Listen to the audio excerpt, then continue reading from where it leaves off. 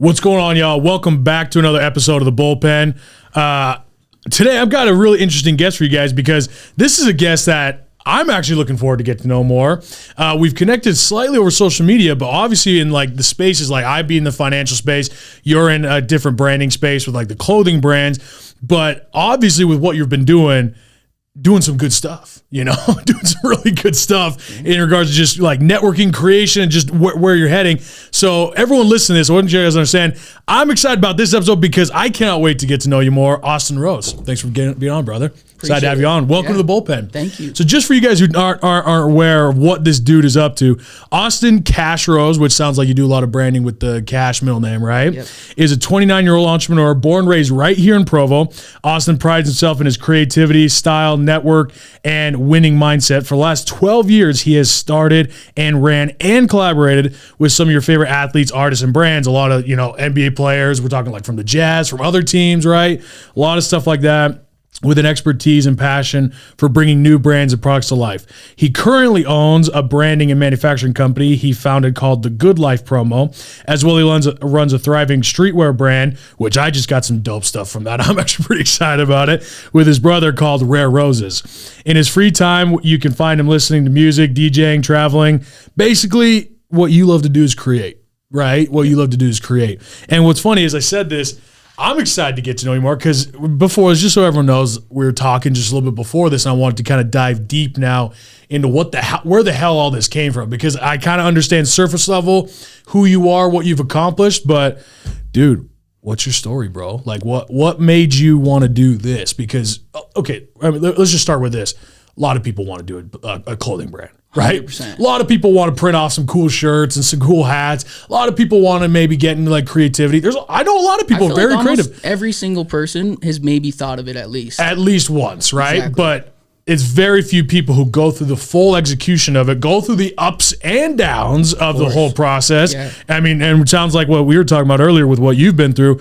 So I really kind of, again, what's your story, man? Like, what made you want to do this? What made you want to be here? All right. I love that. Dive in, bro. Let's dive in. That was a great pregame.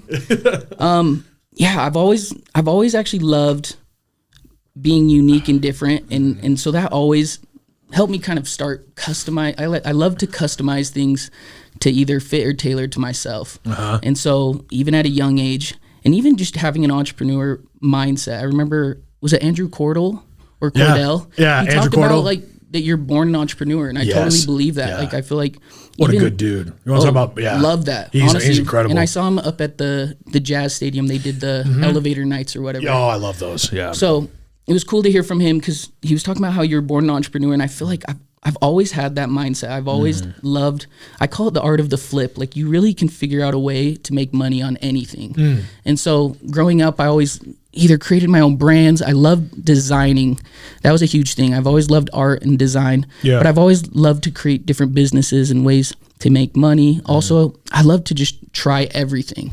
So whether it was it always kind of stuck to clothing and designing stuff, but also I really did growing up try a little bit of everything to see what I liked, what I was good at. I even maybe had a rap career for a little bit. We don't want to look too much into that. But you're gonna have to send me some of these songs then. We might not too. We'll see. We might not. We'll see. No, actually, let's plug it in for everybody. No, I'm just kidding. Yeah, no, exactly. Send it to me after this. I want to. So and kind of with that, like I've always loved to try things, and kind of going with my story, I've always have been so fortunate to have cool people to look up to and examples.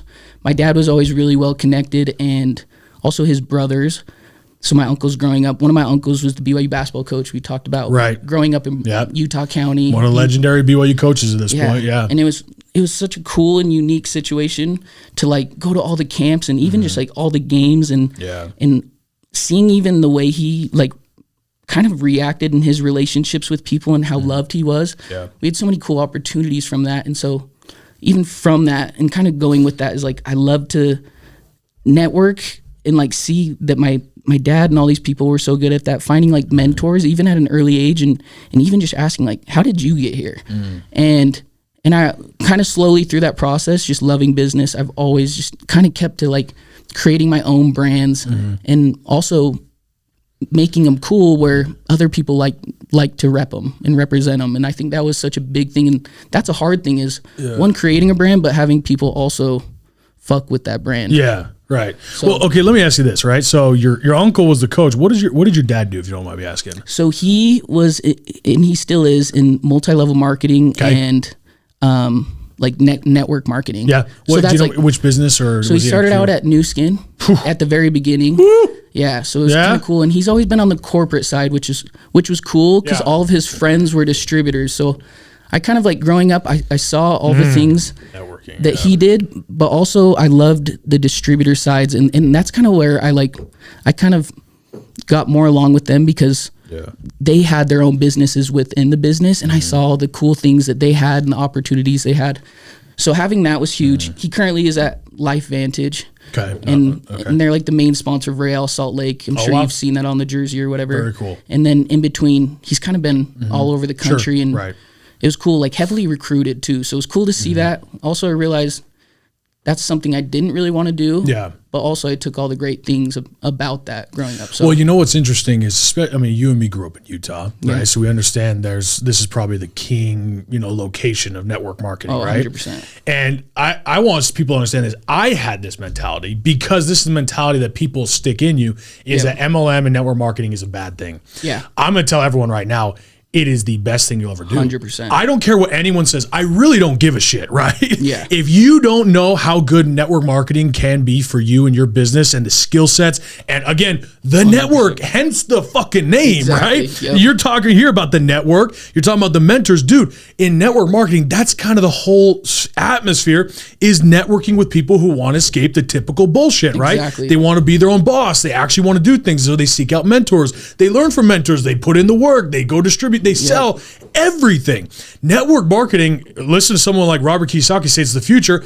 It is the future. 100%. Right? Just because you don't put the label on network marketing doesn't mean, something I just want to let everyone know, and I want to kind of tell you this, my thought.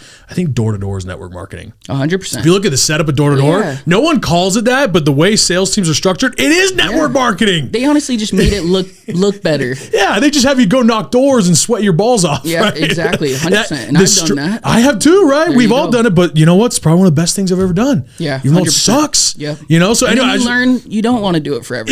That's what I think the key is. I think the key is you learn that sucks, right? 100%. But I don't want to cut you off with what you're saying, but I want to say something about your dad and like what he's doing. Like, network marketing is one of the best things any entrepreneur could ever do. 100%. You learn how to distribute, you learn how to build, you learn how to manage a team. Yeah. Right? So your dad being in the back end of that stuff, genius. Yeah. It's great business. It was awesome to see. And I think in going to, it really does have kind of a bad stigma. And the reason is because there are a lot of companies that are bad in the way is they don't know how to brand it correctly. Right. So that's why I think that's what's so important too, is like the ones that are still successful are these companies that you want to be a part of, and they really have so many great things about them. Yep. Obviously, there's just been so many, and being in Utah, and maybe someone had a bad experience because I'm sure somehow they signed up for one, and they felt taken advantage, whatever the case is. Yeah. So I feel like that's kind of why, but 100%, I think that's what is one of the key things growing up and seeing, and just all the opportunities behind it. And being your own boss, I've always loved to rely on myself. Yeah. And I've had like jobs like growing up here and there, and it was kind of more from like neighbors or people that own their own business. So it was cool to like go see the behind the scenes, but I'm like, dang, I'm making $10, $12 an hour, junior high school. And I'm like, I could go make this even selling lemonade outside my mom's house, Right. Oh, so my gosh. I was always finding different ways. And honestly, kind of because high school, I had sports and stuff. And after that, I never really worked for anybody else. And I always kind of made that a goal. That was always my chip on my shoulder because I like to rely on myself. Yeah. Like I will be more successful the harder I work, and it really all comes down to me, and I love to rely on myself. I love to put myself in uncomfortable situations. So what you just said right there is, I think, is the movement of our generation, right? Because we're both in our 20s, right? And they call it the gig economy, right? I'm sure people have heard that phrase before. They call it the gig economy, where everyone's got their gig. Yep. Everyone's got a side gig, or this gig economy where everyone has found a way to make some money outside of their regular job. And what this actually is creating is a huge problem in the workspace where they can't get people to come back to fucking work, right? And here's why. The honest truth is, because you talked about flipping, you talked about betting on yourself. Most people realize the best bet you'll ever make is on yourself. I believe that. That's 100%. What built my business, right? Is I would rather bet on me then bet on somebody else. That's why I actually love network marketing, because at the end of the day, it actually is on you. Comes down to you. And everyone who shits on network marketing probably, like you said, had a bad experience. And if you had a bad experience, dude, it's on you and nobody else, man. If you go out produce, it's your fault or it's your gain, right? Yeah. So coming back to the gig economy, what you're talking about, dude, you're embodying this entrepreneur spirit, because the flipping the gig economy, it's because you realize instead of working for $12 an hour, I could flip a shirt and make $20. Yeah. And now I'm just doing it from home, or I'm doing it for something I actually like, as opposed to just, smiling and dialing or at whatever fucking company or flipping burgers. People realize you could sell shit. You could do it on eBay, Facebook Marketplace, Amazon, whatever it is, and make money that way. 100%. That's where there's no excuse now. No. There's so many ways to make money. And I think that's what's always been cool is just trying new things. Honestly, I think COVID did open up you said, what was it? The gig economy. I think that was a perfect way, because people were getting paid or staying home, and it was like, all right, what am I good at? How can I make money? Yeah. Why would I go make money for someone else when I can do it for myself? Yes. Right. And so it's been kind of cool to see that and open people's eyes. But also I have realized that being an entrepreneur really isn't for everyone, because I'll have these conversations with people. Yeah. And it's way over their head. And so I just do realize that it's not for everyone. And obviously that's a good thing in a way as well, because you do want to be unique and you don't want everyone to be able to do it. It's cool because there are those opportunities, and there's Shopify and all these. It's so easy to just start a business and a brand, but it really is so much more than that too. Dude, let me go on a point with that, because what you just said, everyone wants that freedom, right? What people don't understand is you don't have to be the entrepreneur. You can be an intrapreneur. Okay, yeah. Intrapreneur, right? You can still make money, being your own boss. But again, I'm coming back to network marketing, or really 100%. A lot of other businesses. You can be an intrapreneur. The difference between being an entrepreneur and an intrapreneur is entrepreneurs carry all the risk. Yep. And this is what people don't get, which I think we discussed. You realize is it's so much more than selling something. What people don't realize is once you get on a big level and you actually want to take it to the next level, other than just making a couple grand a month extra on the side, you actually want to make it a legitimate business. Guess what? The second you do that, you take on all the risk. Yep.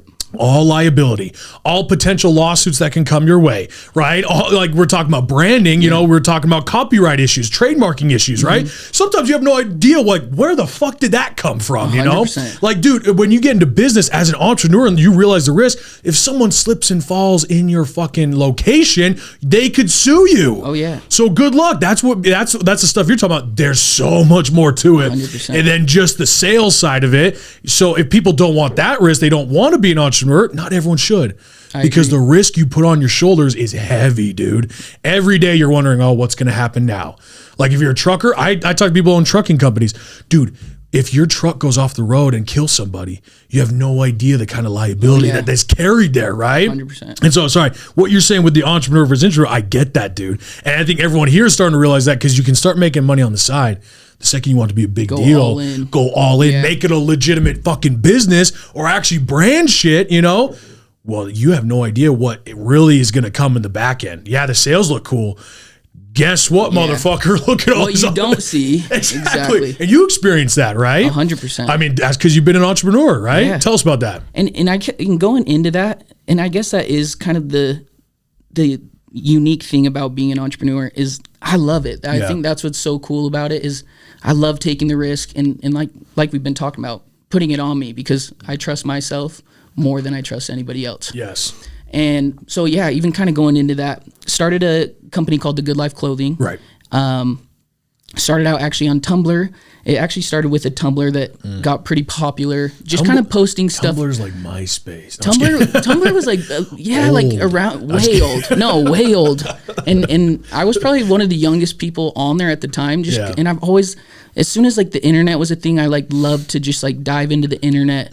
So started a Tumblr and kind of all things good life. I've always just loved the phrase the good life. I've always lived by it, and it's kind of changed what the good life actually means to me as I've gotten older, but it's all come down to really just the good life is kind of that just your pure happiness and best self.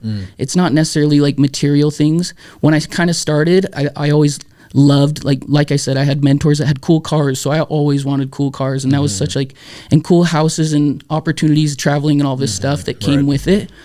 So with that blog, started just posting things that I thought pertained to the good life. Right. Got very popular. And so I started selling clothing on it. Took graphic design class growing up and some screen printing classes and just started making my own stuff. I've always made my own stuff to cater to myself and customize and just be different. I love to always just be different. Even now, I love to like always rock my own brand, always even just have like new samples that nobody has. I've just liked to be different and that's kind of what I feel like my personal brand has always been. So going from the Tumblr, got it pretty big, opened up a big cartel. So that was way before Shopify. That was kind of one of the first, I guess, like ways you could sell really anything online. It wasn't super big. And we can come back to this. Went on a mission and then came back and really just from having that mission mentality and even for those 2 years, I had an idea book. And so when I got back, I was like ready. I'm like ready to go all out. So got the good life. I want to say for like 2 or 3 years, went all out and got it big enough where we actually started getting in trouble with trademarking issues. We got a bunch of cease and desists and stuff. There was a company that was, I guess, that was in Nordstrom and Bloomingdale's that they started having when the buyers were like asking for stuff, they were sending our stuff. And so that's kind of where, that's why that's so important because they're like, the fact that it's big enough for that to even be a mix up. Run into, a mix up like that. So you had NBA players wearing your stuff. It still do, but you had even, like that. Right, back then, like, artists and DJs. And it was kind of cool. And that kind of goes with the brand is being something that people actually want to represent. Because it was never any, and still now, it's never anything really like paid for. It's really just being a cool, genuine, authentic brand that people want to represent, which is so cool. Because I was thinking about it the other day. It's like people want to be your billboard. I'm like, how cool is that? And when it's not just friends, it's athletes or even just random people that you see at the airport and you're like, this person's rocking my stuff. Like, how cool is that? You have no connection with them and they think it's cool enough that they want to billboard it on themselves or whatever the case. And the thing is, like, you and me both could probably agree to this. They don't brand it because of you. They brand it because of the movement that you create with that. Exactly. The banner that people are willing to, go under, like the good life, right? Or whatever it is. They do that. Like, unless you're a big celebrity, most people don't want to wear your stuff. Exactly. They want to wear something that's meaningful to them, right? They do realize their body's a billboard, what they wear, what they put out there. And so you create something that people can actually rally around, right? It benefited them in some way or it made them feel some type of way. They either look good, they feel like they look good, or they, whatever the case. And I think that, that's something that's so important and so cool to see and also not necessarily easy to do. And I think that's, that just authenticity and the story behind everything. And so I guess you mean both know anyone can print a shirt. Oh, 100%. That's the thing. Is like, I could go print a shirt, like there's so, and then honestly, I could probably go sell it too. Yeah. Do you know how many people I know, like, well, actually don't know them. I just see them. They're selling shirts like on the sidewalk, like lemon stands. Oh, 100%. I even just set up shop out there. They're just selling shirts, man. Yeah. I remember before BYU games, you'd see people selling shirts and they would even make good money. But also that was never really my route. Yeah.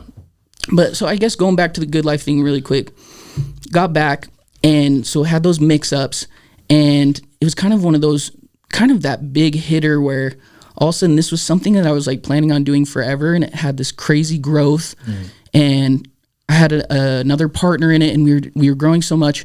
All of a sudden I start getting these emails and they sent it to an old warehouse that we were at. They sent these legal, all these documents or whatever. Well, they sent it to the wrong place, so I wasn't getting them. So they were pissed when they finally got in touch with me. The owner from the brand reached out to me, and he was like, I don't know if you're avoiding this, but like you guys are still selling stuff, whatever the case. So finally, I started going through that and like purchased our home then, and so that was like what my income was. So all of a sudden I was in this holdup.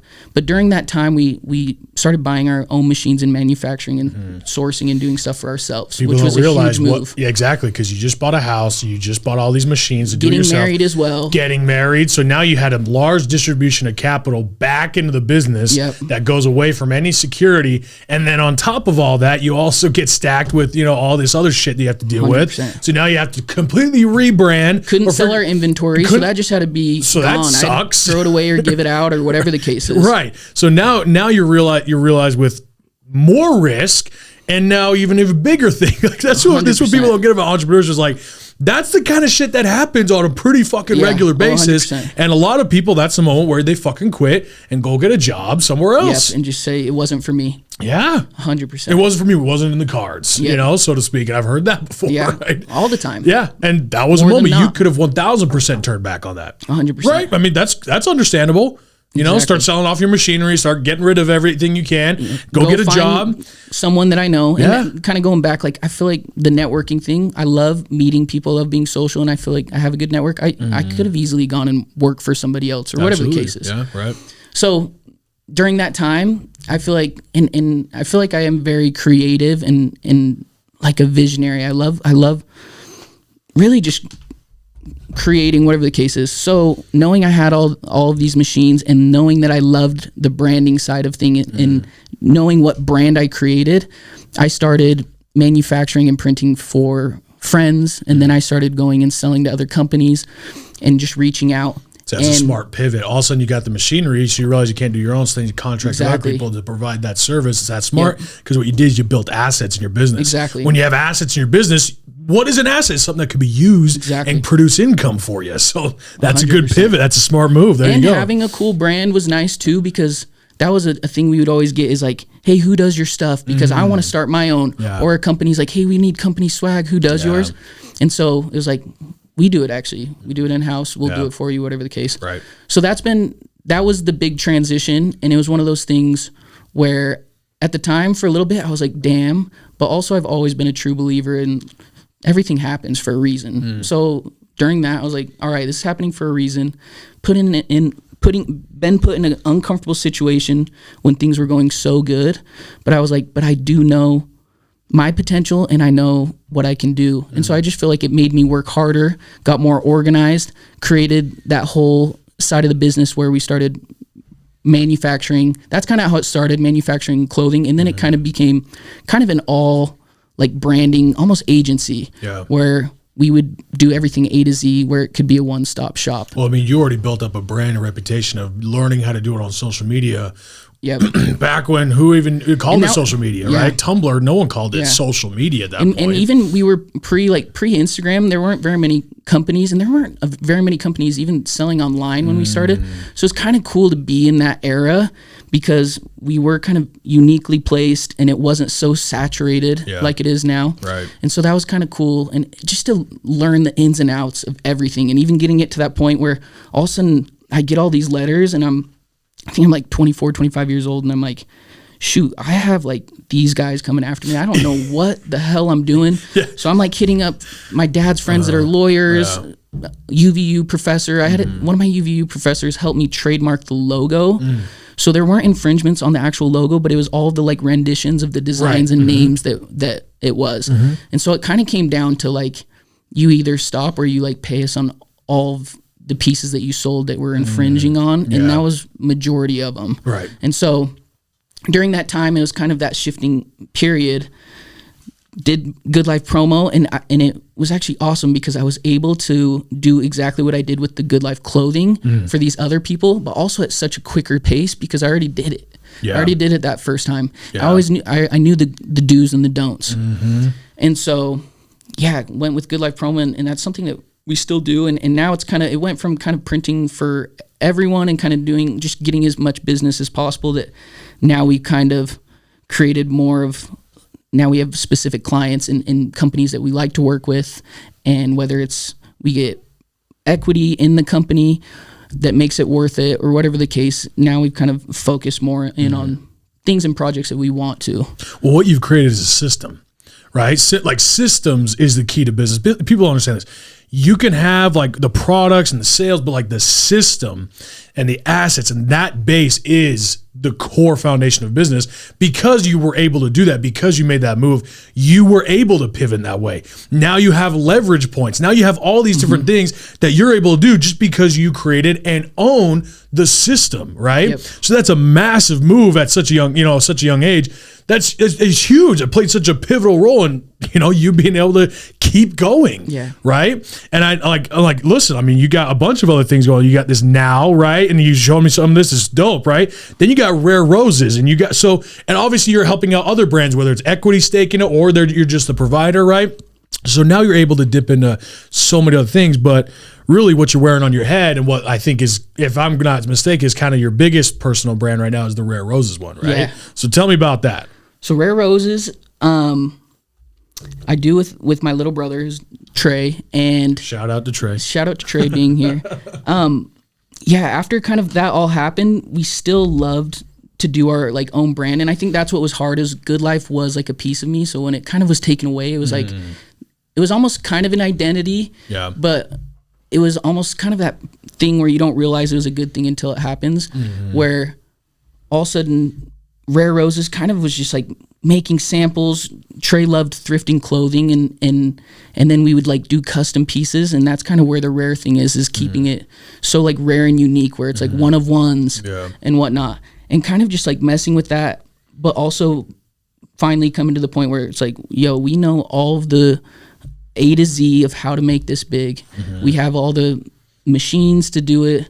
We're ready to go, and I think the big switch was COVID, when we had more time, so we could kind of like focus on that as well.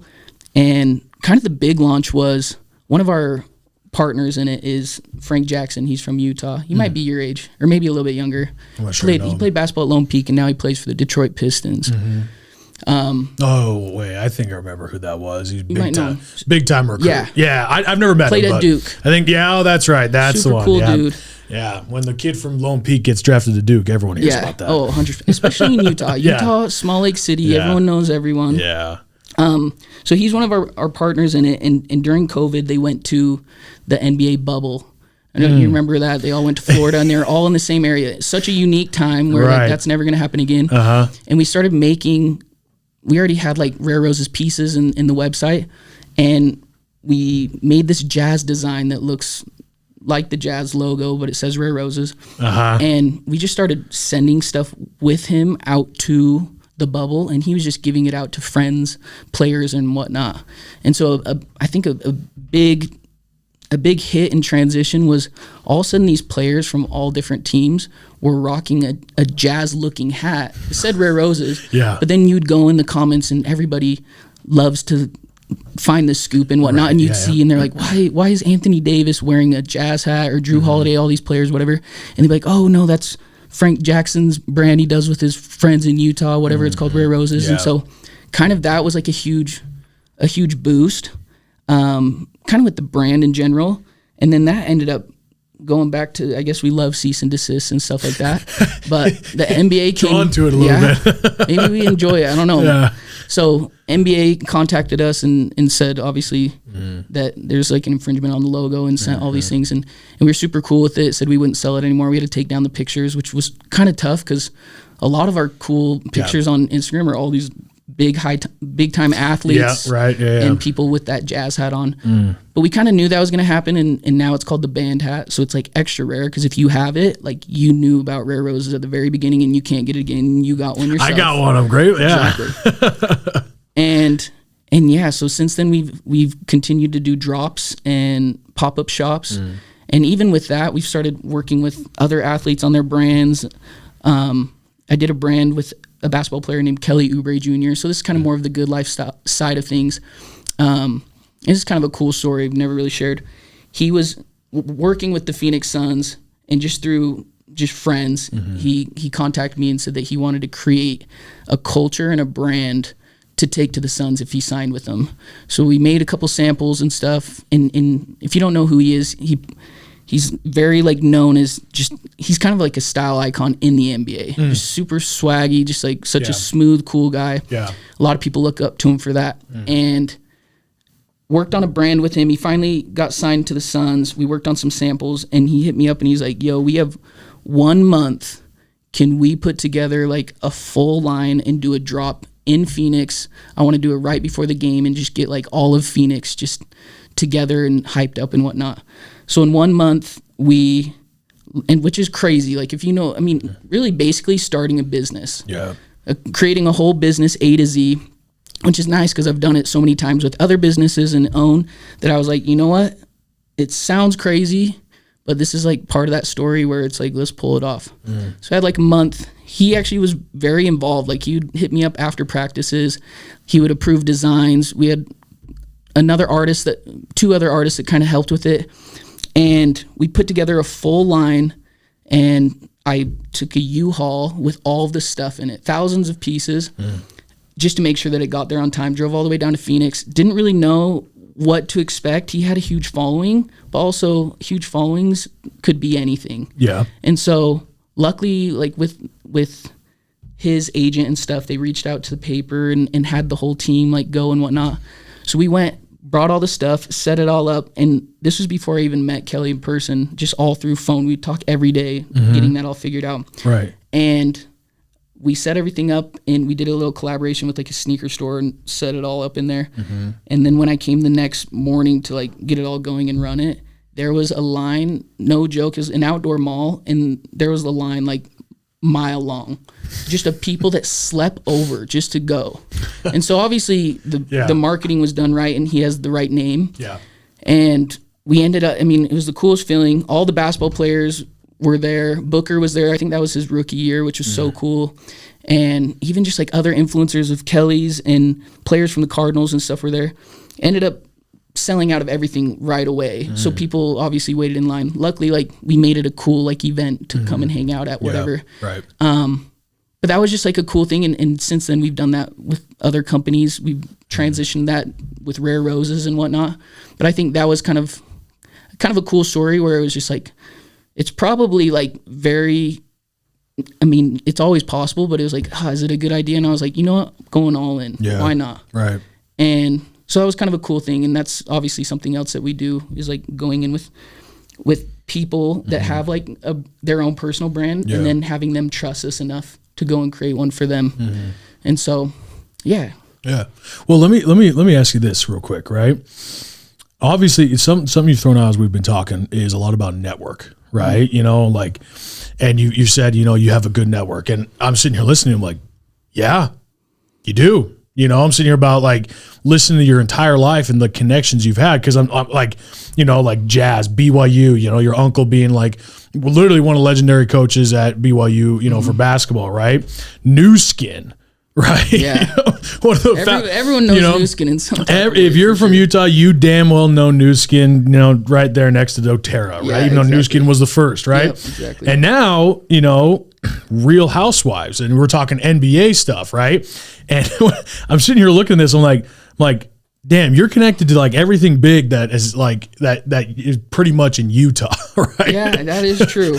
And I don't know if you looked at that, but I'm sitting like, yeah, New Skin, and you BYU, putting it down, NBA. it's one of those things where putting kind of this stuff together, like it becomes normal to you. Yeah. And I was like writing it down, and even just talking to my little brother and my mom and stuff, and them reminding me of all these like cool things and people that I've worked with and know.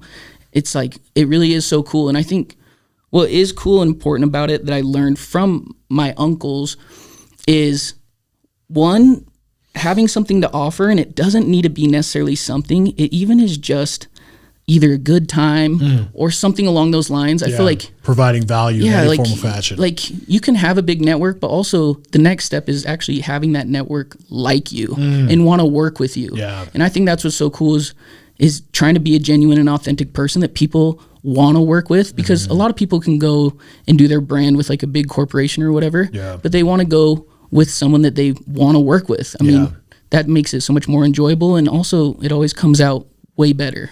Well, I mean, you and me both know, like, well, number one, I say this over and over again. People who have listened to this are probably annoyed at me saying this, but it's the truth. The world will always pay you what it thinks you're worth. 100%. And I don't care if you're in circle with these people. They're not going to stay in circle with you if you're a dirtbag, 100%. right? They're not going to stay in the circle with you or even want you around if you're not a good time, right? Like, you're not going to stay in circle if you don't provide some form of fashion, especially when you get into higher levels, you know, like what we're talking about. They do not have time to fuck around with the wrong people. Like, they do not have time or the energy. Time and energy is so valuable to give to anyone else that doesn't provide any positive value to them, any positive, really, mentality, you know, financially, emotion, whatever it is, right? You have to provide some form of value to them in their life, and same goes for them to you, right? That's the beauty of networking and connections. That's how you rise to the top, right? That's how you stay at the top, is you master the ability to provide value in any way, right? Some people, like, there's people out there who are connected to the most powerful people in the world because they're funny.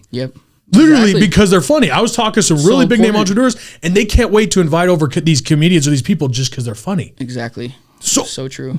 Well, congratulations. They'll just learn how to monetize that, right? And that's what you're doing, because I'm looking at this. You've been connected with some very high circles, right? And the thing is, that doesn't stick around for a while. Like, you don't have NBA players reaching back out to you 100%. To do stuff if you've fucked it up, for lack of a better word, right? I agree. And now when it comes to Utah, especially, we're talking BYU, we're talking Jet, we're talking New Skin, we're talking NBA players in Phoenix and all around. But let me ask you about Real Housewives, because maybe people don't know, is you've been on the Real Housewives TV show, right? Not because you're one of the Real Housewives, but because it's part of your family, Real right? House husband, maybe. I don't know. Maybe, no, right? I'm kidding. So someone in your family is on the Real Housewives, correct? Yeah. So my stepmom. Okay, so how's that been? Such a unique situation. I guess is the best way to say it. I think it's actually been cool because, and if you haven't seen it, it wouldn't really make sense. My stepmom plays her part really well in it, and she's an entrepreneur as well, and so she's even like created. She has a skincare line that's taken off, and so it's actually been cool to help even with that. Yeah, and like seeing that side of branding and helping and whatnot. It's kind of crazy, definitely entertaining, but it's also something so unique and you can't really prepare for except for just go with it. Yeah. And yeah, it's kind of cool to see the behind the scenes and how it all works. And also I didn't realize how big the franchise was, or Bravo, because I never really watched any of that growing up. I don't either. I didn't even have TV as a kid. Oh, see, so especially then. Yeah. And so it's been cool to see. I feel like that's even been cool with like the whole networking side of things and just like meeting people through that are in it. My birthday's at the end of this month, and we're actually going to do a birthday party for the show. Are you? Yeah. And you're more than welcome to come, bring your wife and whatnot. I'd love to, because that's what I'm seeing here. Dirty 30. Dirty 30, baby. We're going for the Dirty 30. Okay. So what's going down there? What's this Dirty 30 happening? I guess I just put Dirty 30 because this year I'm turning 30, and I think that's you're old, dude. I'm an old man now. And I think it's cool because I love birthdays because I love to reflect. And it's the one day that you actually can celebrate yourself and other people can celebrate you. And I think that's so important. Yeah. Just for even just your mental. And in 30 being such like a big not trademark milestone is like even coming up to it, it's like, all right, this is crazy. Look at all the things that I've been able to do. Also, what's the next 5 and 10 years look like? And yeah, I'm actually excited. And that's why I call it the Dirty 30. I feel like I've always learned, and maybe I just made this up, but like when you get in your 30s, that's when like you're in your prime. And I feel like I'm like getting into my prime where even the 10,000 hour rule, for example, I was thinking about this the other day because I started with a brand and even been doing this for over 12 years, just even in high school. And I feel like after hitting that, let's say 10,000 hours, after doing it long enough, I feel like everything's really started to click. And it really has, like, I've been able to see everything really be able to transition and be so much more fluid. And so, yeah, coming up to the Dirty 30, I'm excited to obviously celebrate it.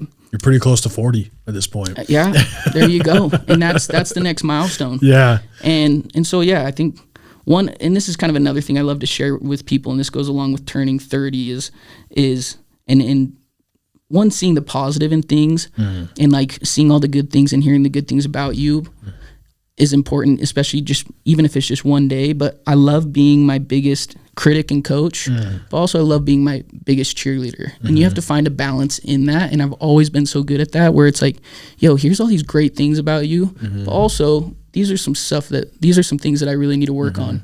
And I think that's definitely helped just my relationship with myself, which is really where it all starts, and even mindset and mentality. And that's kind of helped me through all these like hard times and whatnot. And it's just like kind of having that mindset where it's like, you know what? Yeah, this sucks, but the best thing and the only thing I can do is make the best of it and find out, yo, there's a reason why it's happening. I'm going to make the best of it and go kill it. So if you're not your hardest critic, I can promise you, you're not going to want to deal with the day when you have to deal with the outside critics. 100%. I can promise you one thing, and I know I hear you saying that, and I know there's stories behind that, right? I know 100%. there's been a lot of self-talk because of either what has happened in the business, what has happened outside with other people, or just internally the demons you're fighting on your own, right? 100%. The what you just said, being your biggest cheerleader but also hardest critic, dude, one of the things that I was taught by one of my mentors is if you don't believe in you more than anyone else in this world, then you'll fail.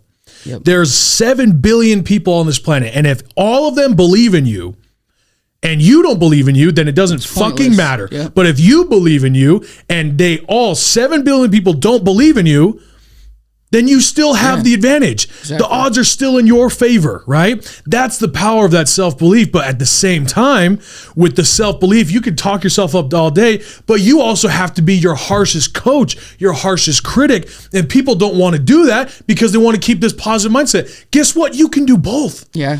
There's something called positive correction, like actually moving yourself forward, especially in sports. Like it's taught to us at a very early age. If the coach isn't yelling at you, it means he doesn't care about you. Exactly. Because the kid who they know has no future on the field, right, or on the court, they just go, "Good job." And they go on to the next one. They don't expect much from you. That's right. But if they expect a lot from you, it's because they want you to succeed. They want to see that if you don't get the best out of you, we're not going to win the game or whatever the fuck we're going for. Right. Mm-hmm. That's at the end of the day, that's what makes a guy like Tom Brady, Michael Jordan, or entrepreneurs in our field is because you have to be a harsh critic. Because the second you put yourself out there, start building a brand on Tumblr or TikTok. Oh my gosh, TikTok and Twitter and Reddit. There's so many different. Yeah. So many, keyboard warriors out there who just want to tear you to shreds. And if you haven't already told yourself everything that they possibly could have told you and you've dealt with it on your own, then it's going to be a hard day in hell dealing with that, right? 100%. So the fact that you're putting yourself there, you have to. Especially in today's world with business, it's very difficult to have a successful business where you're not putting yourself out there for the world to poke at. Mm-hmm. Right? 100%. When you build a brand, people realize it's also putting yourself on a pedestal. Every post is seen by thousands of people and allows them to comment on it. 100%. Everything that goes out there is something that they can poke at. Yep. So it is a dangerous game you're playing if you are not emotionally stable enough to handle that bullshit that's coming your way. Exactly. Sucks. Dude, it sucks, right? And it's a good way of putting it. I like that. Dude, but like in Utah, I personally don't love Utah. Anyone talks about I love I guess the nature of Utah. Like I like the mountains, right? Yeah. But I've grown up here in Utah and I lived in Texas for a while, and Texas is where I choose to live, but I do not like Utah. Never liked Utah. I don't like the culture here. I don't like the way people handle shit here. I feel and I know obviously you growing up here and being connected, you've probably seen it at a high level, where the Utah culture is ruthless, man. Yeah, 100%. Very, very full of gossip and everybody knows everyone, so everyone's into everybody's dirt. Oh, it's exactly. Everyone's just Small Lake City. I always you just said Small Lake City. Small Lake City. Yeah. Everybody knows everybody. Yeah, I get that. So would you ever move to Texas? I would. If I wasn't so dug in with my business, I would 1,000% move to Texas right here, right now. Like sweet. I'd live there tomorrow.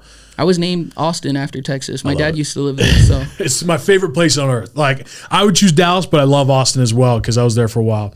But dude, that's what I'm saying. Like being here in Utah. So I actually want to get your take on this because if you've been on, the Real Housewives thing, that doesn't come with its share of, with all fluffy and rainbows. Yeah, it's actually kind of a whole show built off of drama. I think exactly what they kind of call it drama TV. No, exactly. And go ahead. What were you saying? Well, no, that's exactly what it is. Yeah. I think going into it, because people have asked this all the time, and I think going into it, kind of being on the same page as a family, but also just with me and my wife when we are in like certain scenes or like filming, and even just brothers and whatnot, or even just the fact that it's your family. Dude, people on social media, they won't just go after her; they'll go after you, man. They've gone after like things that were like, for example, like my dad even at New Skin, there was something that like they always are obviously getting like sued or whatever for stuff. Of course, it was something that actually like they actually won the case, like it wasn't even a thing, but people were digging that stuff up, bringing it up, and even it was like affecting his board at his company now. So it's like, and he kind of even taught me that. He's like, you don't go into this unless like you have all of your ducks in a row. And like, yes, people have stuff, but he was like, if you don't, and there's actually a lady on there who just got caught for fraud. And it's like bad. Should we say her name? No, should we give her a shout? She might be watching this. Go actually. For it. No, I'm kidding. I don't even know what is her name actually. Her name's Jen Shaw. There you go. But anyway, she's actually in the public eye. You can go see this. She's got caught up with all this stuff, but it was one of those things where it's like you're going on this super dramatic TV show where people, one, if they don't like you, or even if they do like you, these are the keyboard warriors that will go and look up and figure out every little detail about the person. By the way, they'll make shit up too.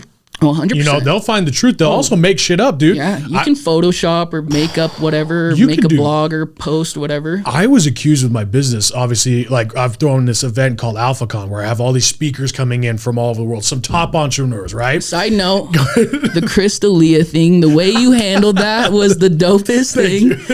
He sent it to me and he was like, dude, this is the guy you're going on the podcast with.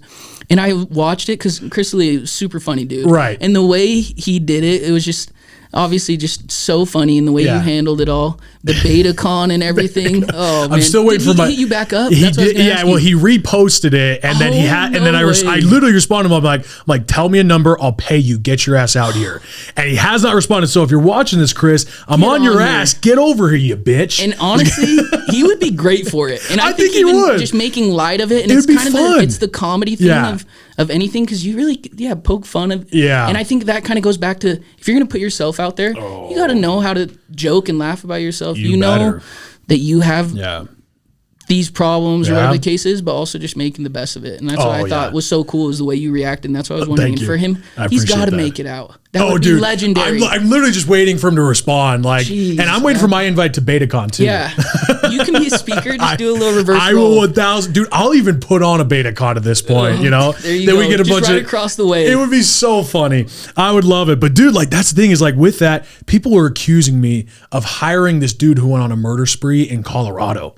Whoa. Yeah, and they called it. They're calling the Grand America. The Grand America calls us because they got 100+ emails, all these calls saying you have to cancel this event. This dude's a white supremacist. He's a racist. He employs murderers. Like this guy, sending them the newsletters about the murder spree, saying he employs this guy. I'm like, you can look at all my employee records. Go ahead. And I'm like, where did that even come from? Who has the time? And that's what's sad. Who has the time to go out of their way? They could have used that exact energy and created a whole entire business if they wanted to. Straight for them up. to go all the sending emails and whatnot to destroy you, whatever the case is. Yeah. So I'm sure you guys have experienced plenty of. Now you're just talking about the backlash that goes on with your family with that, right? Yeah. I mean, it is a drama TV show, but at the same time, it brings a lot of fucking bullshit. Into your lives. I think being on the same page and also knowing. Yeah, maybe whatever like the demons are, and also just so it's like you said, like if it's something you haven't, like if you've already heard or know about, it really doesn't matter. But also I feel like in it, I feel like I try to stay out of the drama and just try to be the best, like portray myself and my brand the best way. Yes. And that's really all you can do. It's all you can. And it's kind of that. Any publicity is good publicity. Oh, amen. And just making the best of it. Yeah. So it's been cool. It's just finished the second season, and so now they're filming for the next one. And yeah, it's been kind of cool to see the behind the scenes. But the drama, it's crazy because the people's jobs, like the producer and director and whatnot, they'll put you up in, like, you set up a situation, but then they'll be like, hey, you should talk about this. That's what I was going to ask you. Like, how much of it is legitimate acting, like, of like create the drama? It's not acting necessarily, but they know how to put you in the right scenario. And so they know how to create the drama. Exactly. They know how to create the drama and what to push. They'll make you drink on it. So, which obviously that's when people say dumb stuff. You got to be smart with that. Right. When we filmed the pilot, it's kind of funny, but our whole family, because it's kind of like the modern Utah family. Stepmom, my stepmom and dad have 2 kids, and then my dad has 3 kids, and then I'm married. We have a middle brother that's married that has 2 twins. It's just kind of like your normal Utah weird modern family. So as we were doing the pilot, we all took a shot together. Yeah. And they had us like film it like 4 or 5 times, refilled every single shot. So all of a sudden then you're feeling a little toasty. You're getting a little good, trying not to get sloppy. I was talking to who was it? I was talking to somebody that was on Bravo or something, and they were telling me, because I was telling them about that story, and they're like, yeah, you fill it with water, right? I was like, oh, okay. I learned the hard way. There you go. That's funny, dude, because they do, I mean, even just like Real Housewives, okay, fine, but like New Skin, BYU, Jazz, like all of this that you've dove into, man, it comes with drama. You know, it can like there's drama with New Skin because business comes with drama. Yep. Life is drama. Why? Because someone felt like they weren't taken care of. Yeah, 100%. Dude, the offense that people get, like it's crazy, right? So let me ask you this: what's the next step for you then? Where are you taking this? Like, what's the future of the branding of the business? Because as I was saying before you kind of get into that, like we were talking. And when you talk about all these things you've created, obviously you take pride in your creativity. And to me, it sounds like the one word I describe is brand. Yeah. Like a passion of yours is creating brands. Because to me, everyone talks about a brand. To me, a brand is that reputation, but you're in control of the reputation. You're in control of what you put out there. Mm-hmm. You're in control of the message that goes out with the brand. The brand is the banner. Exactly. The brand is the creative. It's the uniqueness. And the more you are you, the more unique your brand is, right? Yeah. That's kind of the whole message of what I'm hearing here from, Big Daddy Austin Cash Rose is, be creative, be unique, go all out, create your brand, and learn how to create brands, right? So obviously you've done a lot of work, you and your family with all these brands, but what's the next step? What's the next phase? I think honestly, growing everything and kind of going with this, one, I've realized I want to continue building my personal brand. Mm-hmm. And I feel like personal brands are so important now because one, everybody has one, whether you like it or not, or you think you do or not. Amen. Everyone has a personal brand. Mm-hmm. And the important thing with that as well, and that's obviously putting yourself on a pedestal, is, I mean, for me, if I find a business or brand that I like, I actually love to go see who did create it. So I like to go and find out, and I love to see the process. This is something I always talk about, but like I love to go and like find out who created it and when, they started selling this out of their trunk, and kind of seeing the whole process. And I think that's been a big thing with businesses too, is people fall in love with the people that are running and telling the story of the brand. Yep. And so doing all these things and keeping it all obviously together and organized, building my personal brand is huge. And I want to obviously keep growing the good life and work with clients that we love to work with. I think that's super important is find cool opportunities. And maybe even because I feel like when I go on these, I love to be the creative director and be able to see the vision and bring it all together. So I feel like finding more opportunities, or continue the ones that we have, grow Rare Roses, and kind of continue just building different brands with my family. I love one, having the Rose name is so cool and it's so easy to play off of.